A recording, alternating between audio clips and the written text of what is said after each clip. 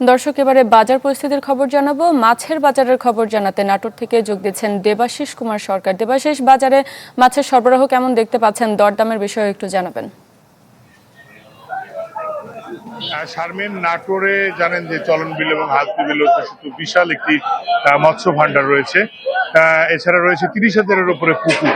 তো এখানে প্রতি বছর প্রায় 80,000 মেট্রিক টন মাছ উৎপাদন হয়, যার অর্ধেক মাছ উদ্বৃত্ত এবং সেটা জেলার বাইরে রপ্তানি করা হয়। তারপরেও নাটোরের বাজারে কিন্তু মাছের দাম অত্যধিক বেশি, যেহেতু এই সময় বর্ষা, তারপরেও যেহেতু নদী থেকে বা বিল থেকে আহরিত মাছ থাকার কথা, কিন্তু সেইভাবে মাছ ধরা পড়ছে না, যার কারণে পুকুরের মাছের দাম আকাশচুম্বী।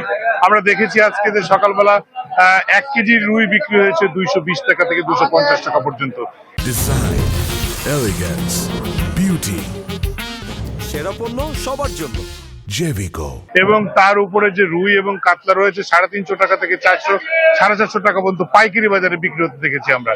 এছাড়া আপনি যে গরিবের মাছ বলবেন সিলভার কাপ বা পাঙাশ, সে সিলভার কাপ বিক্রি হয়েছে 180 টাকা থেকে 250 টাকা পর্যন্ত প্রকার ভেদে পাইকারিতে বিক্রি হয়েছে। এছাড়া 170 থেকে 200 টাকার মধ্যে বিক্রি হয়েছে পাইকারি বাজারে পাঙাশ মাছ। তো এই যখন মাছের পরিস্থিতি, তখন দেশি মাছের পরিস্থিতি কিন্তু আরো ভয়াবহ অবস্থা। দেশি মাছ 50 টাকা পোয়ার নিচে কোনো মাছ পাওয়া যাচ্ছে না খুচরা বাজারে।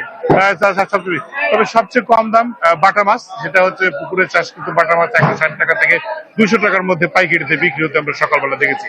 এছাড়া নদীর মাছের সরবরাহ একেবারেই নেই, পুকুরের মাছ সর্বস্ব হয়ে পড়েছে নাটোরের বাজার। এই যখন বাজার বসে, তখন সাধারণ মানুষের যে ক্রেতা, তারা বলছেন যে আসলে পুকুরের চাষ হলেও যেহেতু বাইরে মাছের এই পুকুরের চাষ করতে মাছের চাহিদা বেশি, তাই বাজারে সবসময় মাছের দাম ঊর্ধ্বগতি থাকে এবং ব্যবসায়ীরা সেইভাবে মাছ আহরণ করে থাকে পুকুর থেকে। শারমিন।